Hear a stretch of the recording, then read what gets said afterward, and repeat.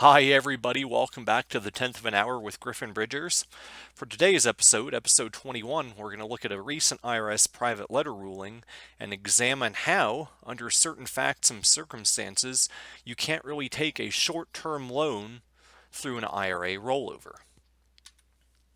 Now, before we get into the meat and bones of this recent private letter ruling, which is very illustrative of the perils of taking money out of an IRA if you don't intend to take that money as an actual distribution, it's important to look at the rollover provisions. We've examined in previous episodes the waiver of the 60-day rollover requirement, but as we're going to see, the rollover distribution provisions in the code are designed to allow you to have 60 days to take money out of a qualified retirement plan or an IRA and put it back into another qualified retirement plan or IRA.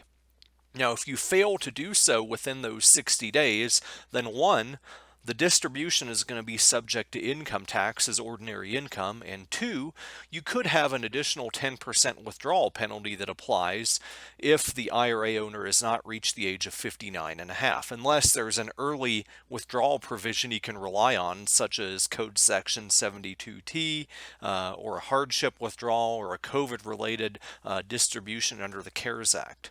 Otherwise, any funds that you take out of your IRA and you don't replace within 60 days will be subject to income tax and potential penalties.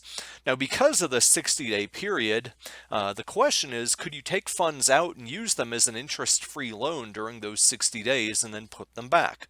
Well, the answer to this was illustrated in a recent IRS private letter ruling, under which there was an IRA owner who was under the age of 59 and a half, and he was selling an old house and he wanted to buy a new house. So what his real estate agent did was the real estate agent advised the IRA owner to make a cash offer on the new house and just take money out of his IRA to fund the purchase of that house. And the intent is that within 60 days, the old house could be sold and the sales proceeds could be cranked back into the IRA. Now, that's already in a pretty aggressive timeline, but lo and behold, what happened here is that the sale of the old house did not go through. It didn't close within 60 days of the initial IRA distribution.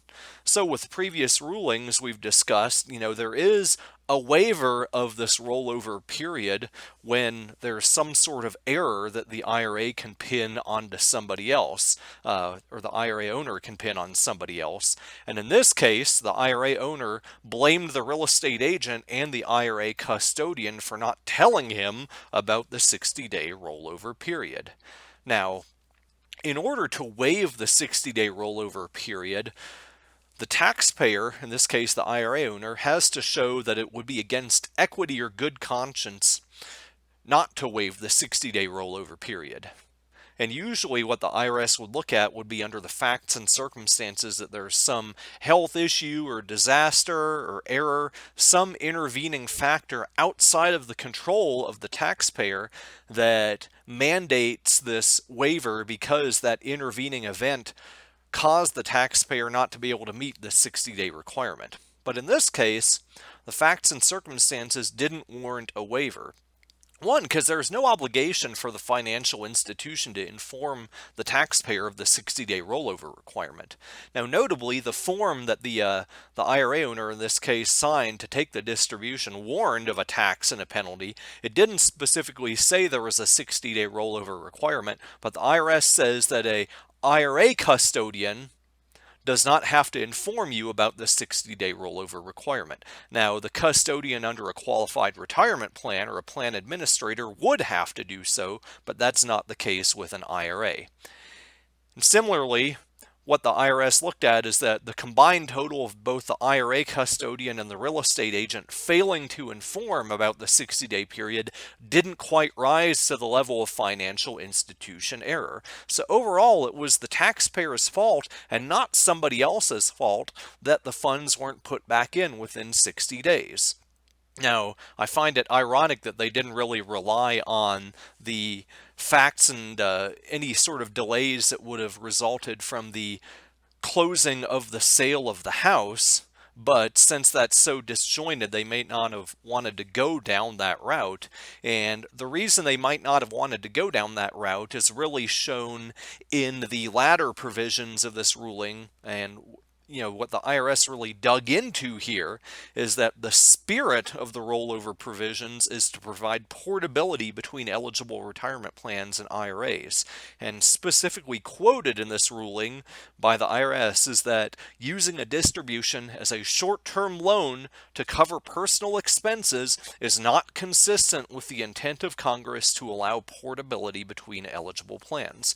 So that always raises the question, can the IRS really dig into your intent behind making a rollover distribution and deny it? And the answer is no, they can't. So it seems there has to be some sort of anti-abuse provision here. And the answer is that there is. The code and these two IRS announcements I've cited, 2014-15 and 2014-32, operate to only allow one rollover distribution every 12 months, even if you're making a rollover to a different IRA. Now note this only applies to a rollover and not to a Roth conversion or to a reverse Roth conversion. But this can ding you, especially if you put money back into the same IRA, because that rollover distribution, if you're failing it due to doing rollovers too frequently, could result in an excess IRA contribution, which itself is taxed at 6% per year, along with the earnings. And if you take the earnings out within or outside of the period of time you have to fix the excess contribution, you could also have the 10% penalty for an early withdrawal on those earnings as well. Now, one thing they could have done here or looked at is that you can make an early withdrawal of up to $10,000 free of penalty for purchasing your first home. But since the IRA owner here was buying a second home, that waiver or that early withdrawal waiver exception could not apply in this case.